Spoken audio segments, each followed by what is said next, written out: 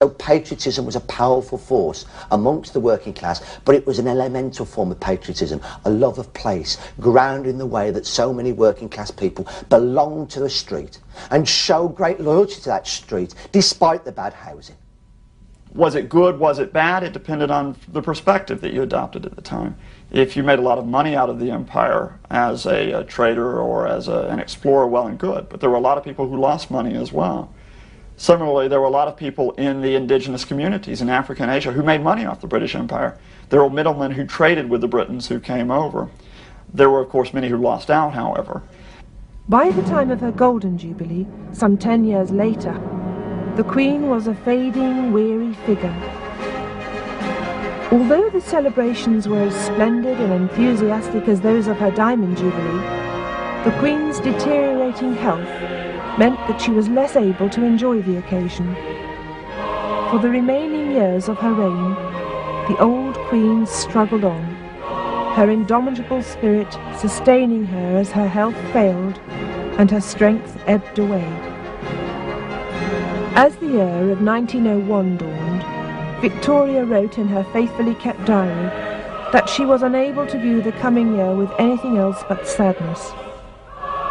On the 19th of January, the royal household issued a sombre bulletin regarding the Queen's health. On the 22nd of January 1901, Queen Victoria died at Osborne House, surrounded by her beloved children and grandchildren. She was 82 years old and had reigned for 64 years.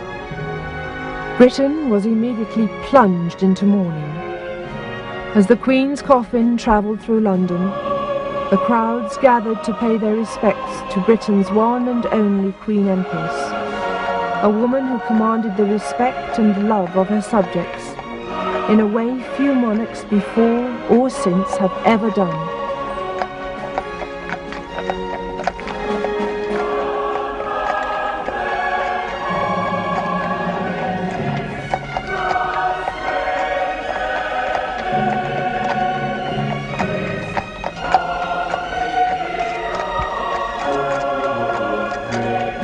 For most, of course, her passing marked the end of an epoch.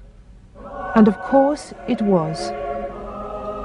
The feelings of the country were eloquently summed up by the Delhi Telegraph, which solemnly declared, "The golden reign is over.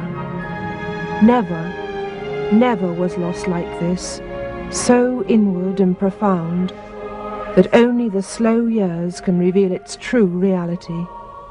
The Queen is dead." Victoria's reign coincides with a great period of material prosperity for the English people, and again that is something for which her period in office will be remembered.